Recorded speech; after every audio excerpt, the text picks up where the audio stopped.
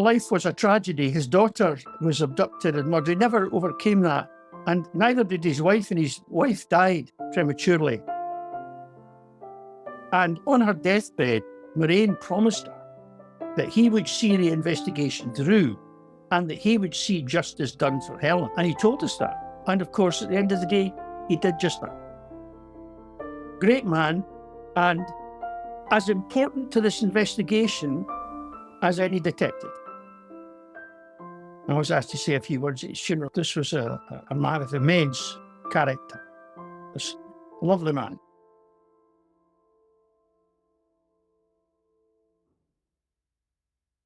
All right. Good evening, Tom. Good evening. How are you doing, Simon? I'm good, thank you. Tom, Yep.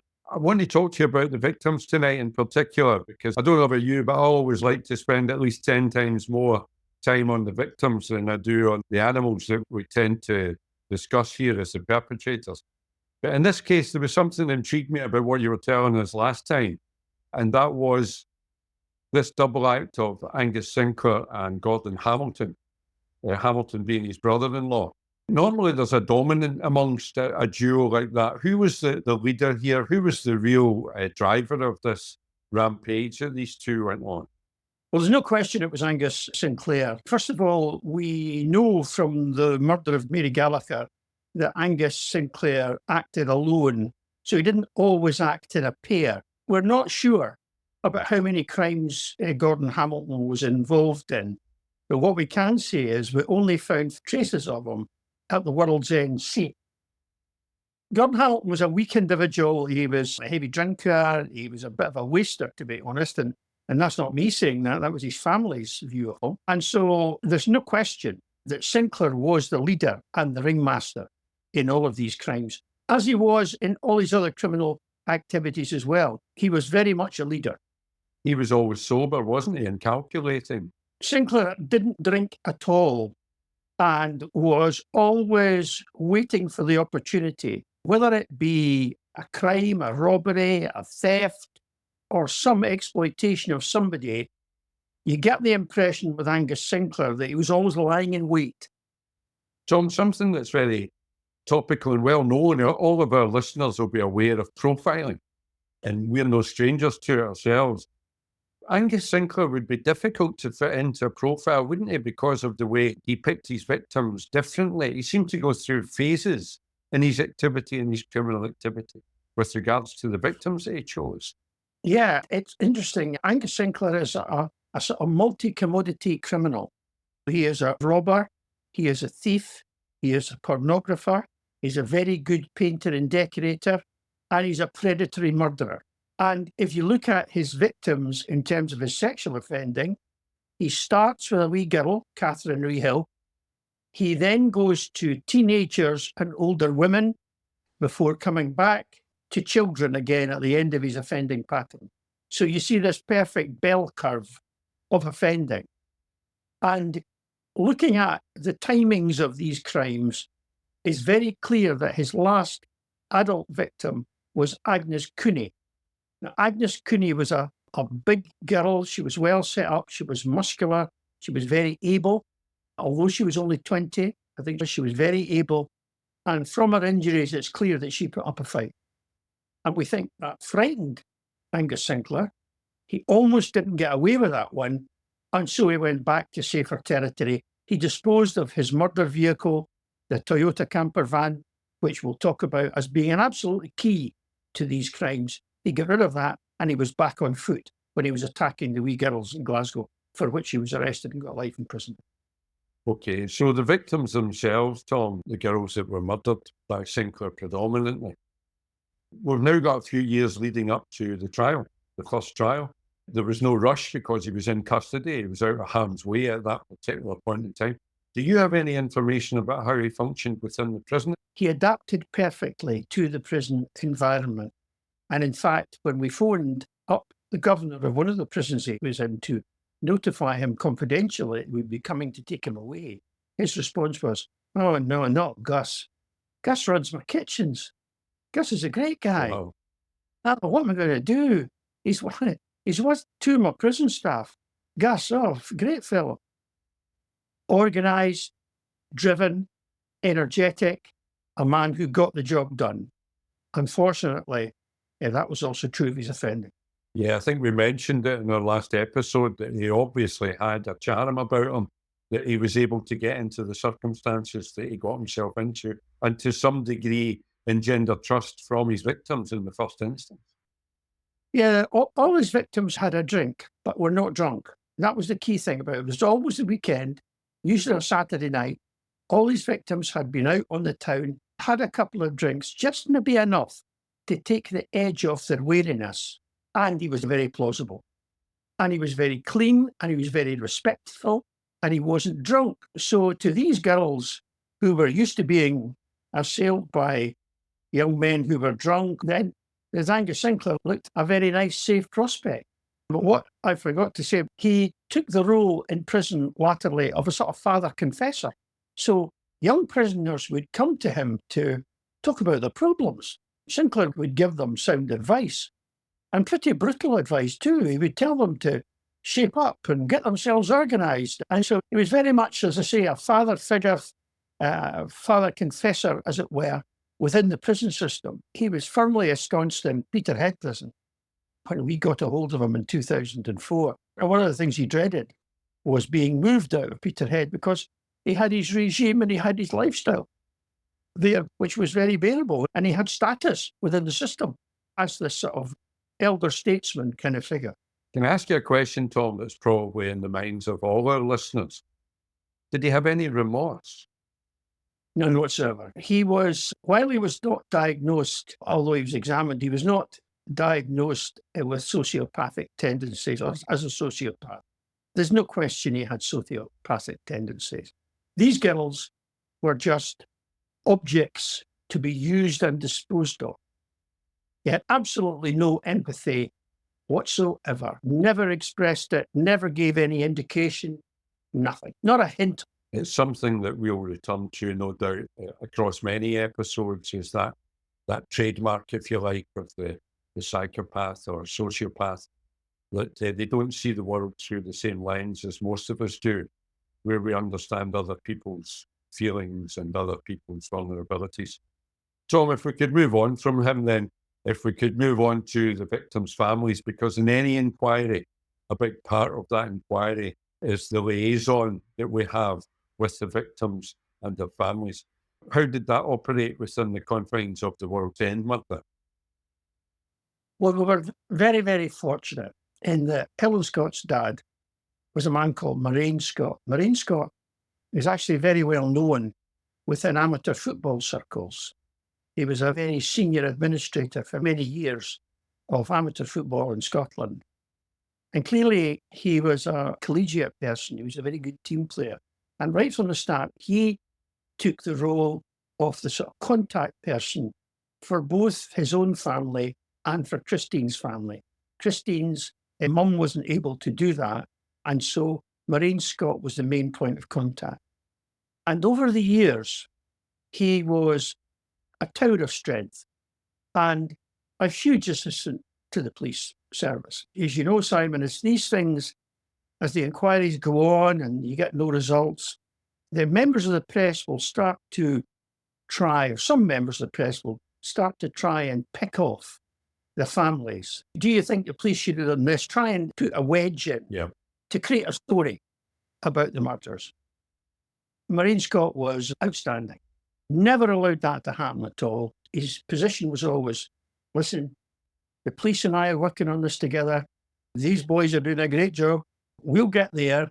Very positive. You could almost see him in the dressing room of a football team, giving a half-time talk, saying, listen, boys, things have not worked out. He was a lovely man and a great man. And we kept in touch with him all the time. And sometimes we thought we had a breakthrough. It didn't come off. So we'd been to see him and said, look, we don't want you to read this in the papers. We made sure that Moraine Scott and Christine's family read nothing in the papers before we had told them. That was the golden rule. Yeah. And time again, we thought we had something happening. We thought there was a breakthrough. We'd say to him, look, this looks hopeful. Like the first discovery of DNA in the 90s, we went to see him and said, Moraine, we've knocked it off here. We're going to get him. didn't work out. And his attitude was, never mind, boys, let's keep going. Moraine's life was a tragedy. His daughter was abducted and murdered. He never overcame that. And neither did his wife, and his wife died prematurely. And on her deathbed, Moraine promised her that he would see the investigation through and that he would see justice done for Helen. And he told us that. And of course, at the end of the day, he did just that. Great man, and as important to this investigation as any detective. That's fascinating, Tom. And can I suggest a very clever man as well, and a lesson to us all, that shouting and bawling and demanding things and falling out with people very often has the opposite effect of the results that you're looking for. And what he did was go along with the inquiry, nurture the inquiry, make sure that the officers knew that he was on their side, and motivated the inquiry to a great degree. And that was a real tribute to his daughter, I would suggest. He absolutely did. And you know something, I've often thought, we were observers during our police service. We were usually observers of other people's grief and angst. But I've often thought, if that catastrophe had befallen me, I'd have been happy to have done half as well as Moraine Scott. I said that at his funeral. I was asked to say a few words at his funeral, and I was happy to say just that this was a man of immense character, this lovely man. And during the course of that, the truth of Angus Robertson Sinclair was coming to light, and he got to see satisfaction as far as that was concerned, as far as Sinclair was concerned. After many twists and turns, after many disappointments, after many near things, eventually, yes, he did, before the end of his life. And I know that all of us who had ever been involved in the investigation felt particularly pleased is not the word, relieved that he had seen justice done for his daughter. So from 2004, Tom, you're the officer in charge of Operation Trinity, which is tasked with looking into the facts and circumstances, the antecedents, the history, the life of Angus Sinclair, and we now know his cohort. This is all leading up, as everything we do in the police leads up to, it's leading up to presenting this case in a court of law. So what were the nuances of that inquiry? How big a team did you have? Where did you work from? And what were your targets and objectives during the course of that? We had two teams, Lothian and Borders and Strathclyde. And we had an incident room at Livingston in Lothian and Borders, and we had an incident room in Glasgow as well. And we had two detective superintendents leading the two sides of the investigation, two very experienced men, Ian Thomas in Lothian and Borders, Eddie McCusker in Strathclyde, both very capable, very experienced guys. And we had some really bright young people too. We had Alan Jones in Lothian and Borders, who really played a tremendous role in this investigation. And in Strathclyde, we had Colin Field, who was a very young man at that time, but up and coming, and clearly a very bright and capable officer. So we had a very good team. We had an advisory board, including senior investigating officers from down south. We had the National Crime Faculty on board advising us. We had people advising us on interviews and all the rest of it. It was a very formidable team, and it was a privilege. I felt it was a privilege for me to be leading that, to be honest with you. But there was a problem, of course, and that was the fact that we had very strong forensic evidence now, thanks to Lester Nibba, thanks to the forensic scientists at Lothian and Borders. We had really good forensic evidence to tie Gordon Hamilton and Angus Sinclair to the scene of the murder of Helen Scott. We had this coat, the precious coat that we've been talking about during this broadcast. But in the Strathclyde side, they were very hampered by the fact that the forensic evidence had been lost. We spoke about that. They were always under the gun. And I have to say, they did a remarkable job of trying to make a lot out of a little, of trying to weave together a circumstantial case which would link Angus Sinclair with these murders. Now, let's be clear about what murders we're talking about. We're talking about Anna Kenny. We're talking about Hilda Macaulay. We're talking about Agnes Cooney. And we're talking about the World's End murders. The problem was there was one other murder that came into the ambit which caused us problems. And that was the murder of a young woman called Frances Barker. who was killed in June 1977. She lived in the Maryhill Road, not very far from where Sinclair was staying at that time. Her body was recovered in Glenboig in Lanarkshire, in an area where we knew Sinclair had frequented before.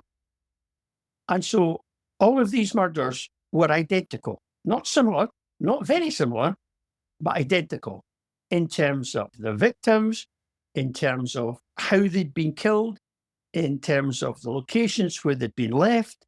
They all fitted a very tight pattern. And what the Strathclyde side of the investigation did, which was a great piece of work, really, they did a tremendous job in constructing the first Scottish homicide database. Now, what struck us all, how come this hadn't been done before? But it hadn't been done before. And what they did was they looked at all the murders of women from 1960 to 2004, 40 years. And alarmingly, when you read through them, it was horrifying. Over 2,000 Scottish women had been murdered during that time. 2,000. Yeah.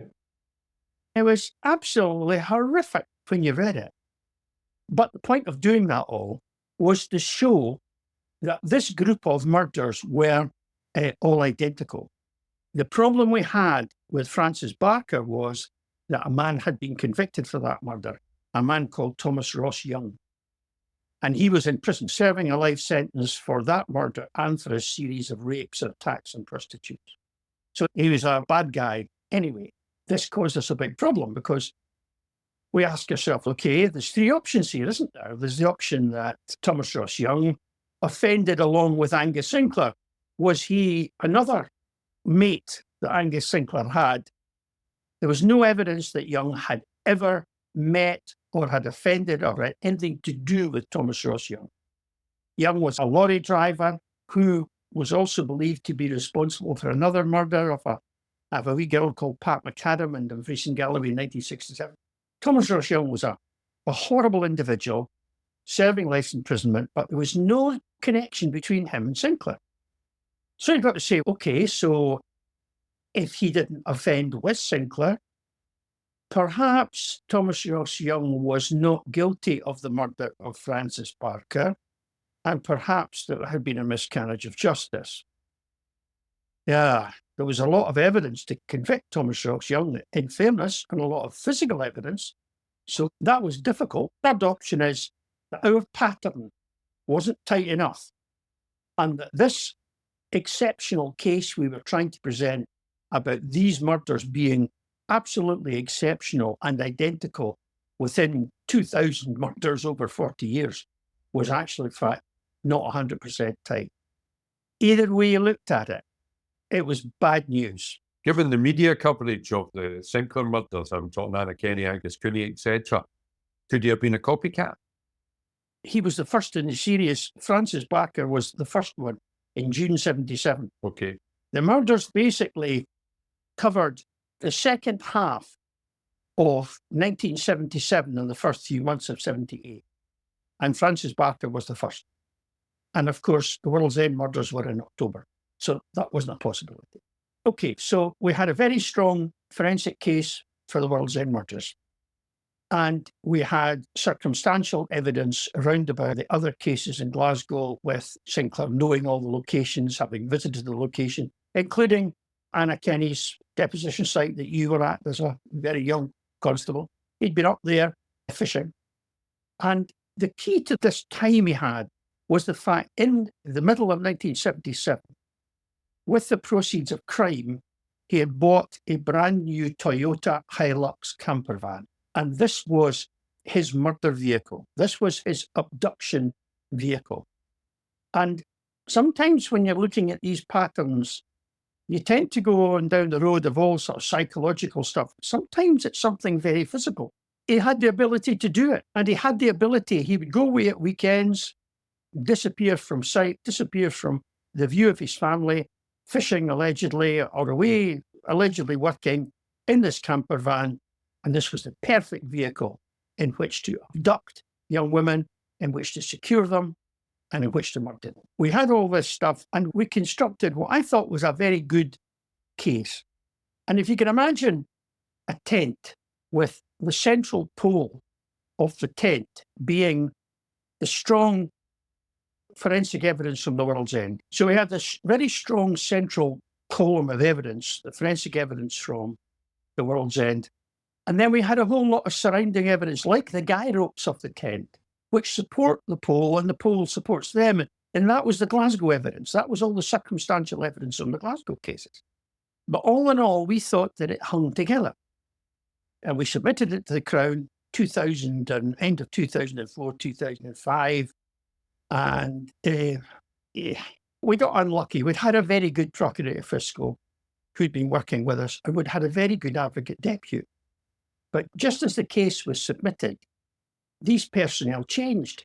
The Fiscal got promoted, and the Advocate Depute actually was made a judge. And so we got new people coming in who did not know any of the background to this and were just getting the reports cold. Yeah. And so we were worried about that. We were concerned about that. And they came back to us and said, look, obviously there's evidence in the World's End case, but we don't think there's sufficient in the Glasgow cases, and we're worried that the Glasgow cases might weaken the World's End case.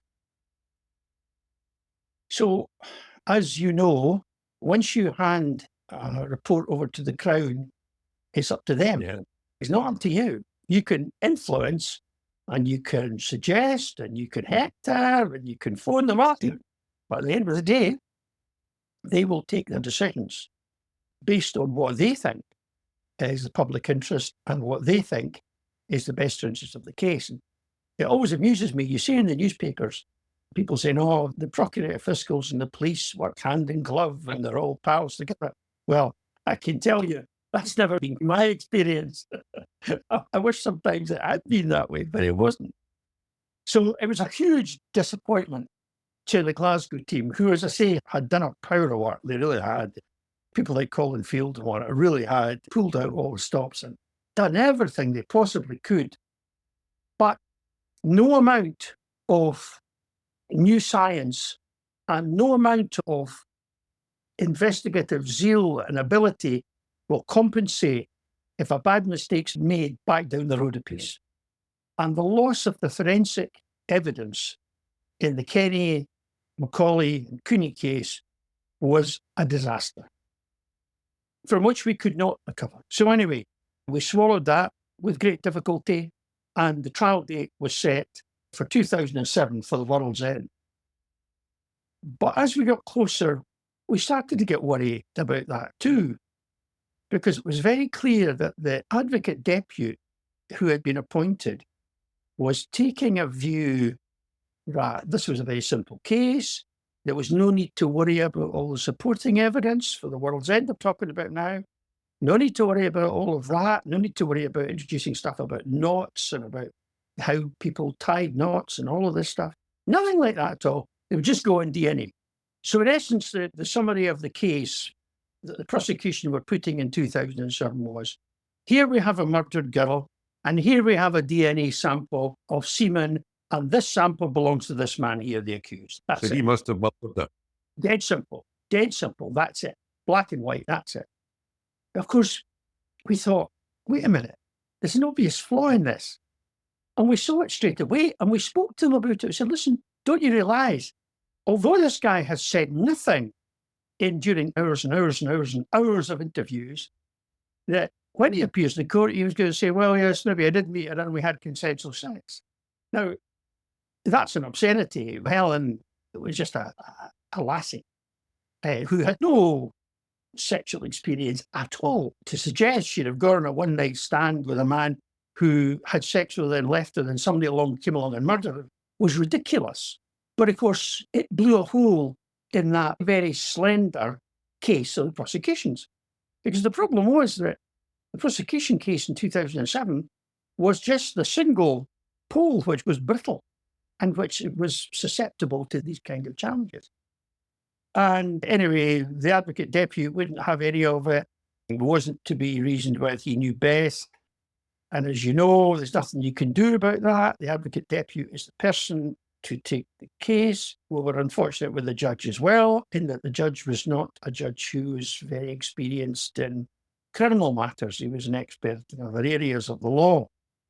And so it was one of the most horrific 2 or 3 days in my life when we saw this case, and it was like watching a train crash in slow motion.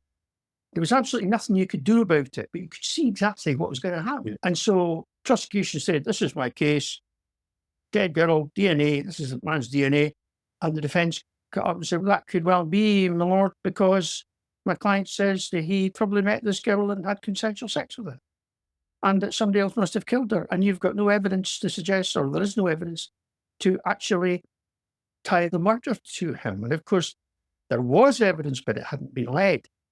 And so the judge said there was no case to answer. And I remember I was sitting in the court at the time, stunned, and the jury were there.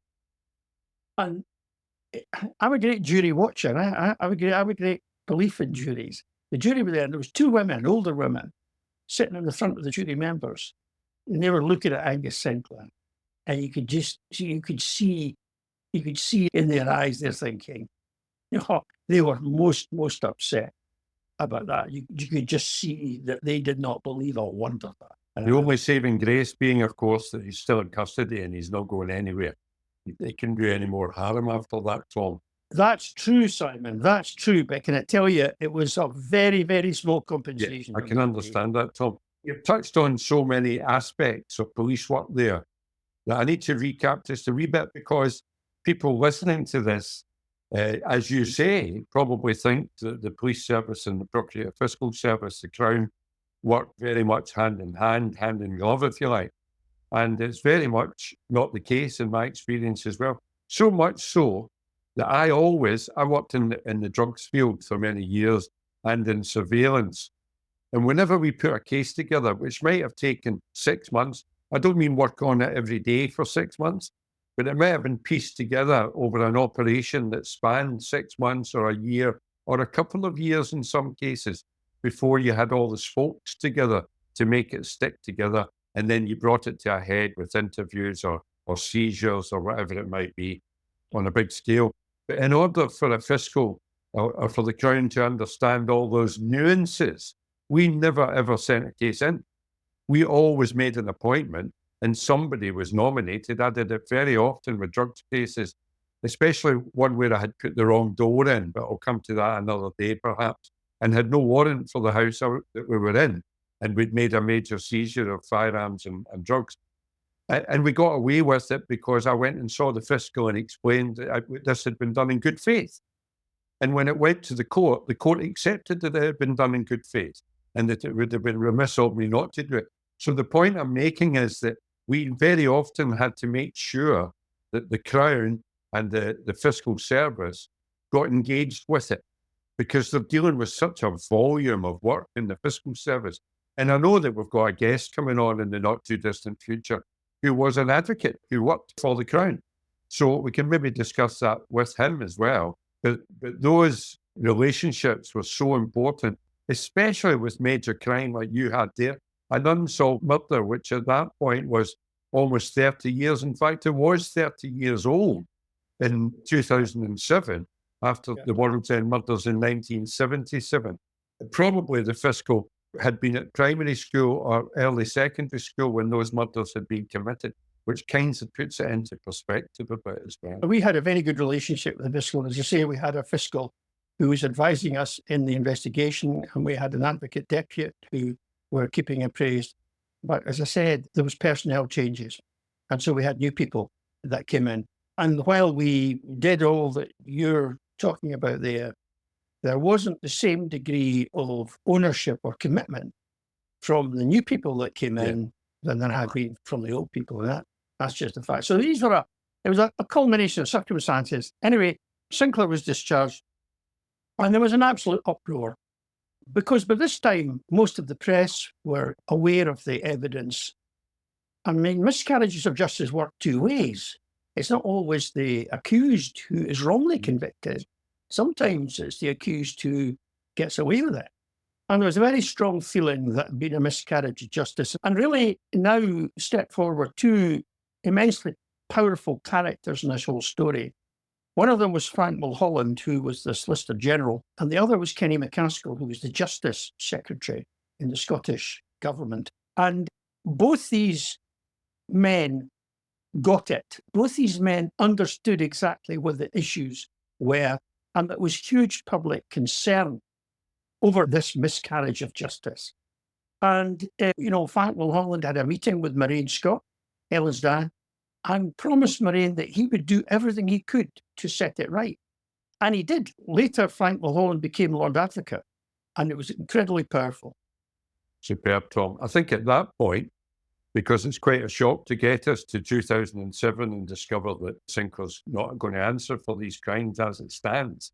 But I think we'll leave it there because that subject is worthy of an episode on its own, of how we've got all this investment, 30 years investment, the family, even the murders in Glasgow that we can't quite get to court at this point. We've got so much invested in this, and the next few years are critical to bring Angus Robertson Sinclair to the justice that he obviously deserved. So we'll leave it there just now, and we'll speak again soon. I look forward to it, Tom. Thanks very much, Simon. Next time on Crime Time Inc. At the end of the day, when you look at cases like this, what I'm always struck with is the total waste. There were two young girls that were 17 years old. They were at the very start of their lives. They'd have been 60 years old now. They'd have been mothers, grandmothers. Who knows what they might have contributed in nursing or teaching? Who knows? All of that just snuffed out in minutes of just wickedness. By any objective standard, he has got to be the most dangerous man that's walked the face of Scotland in the 20th century. That we know about. Yes.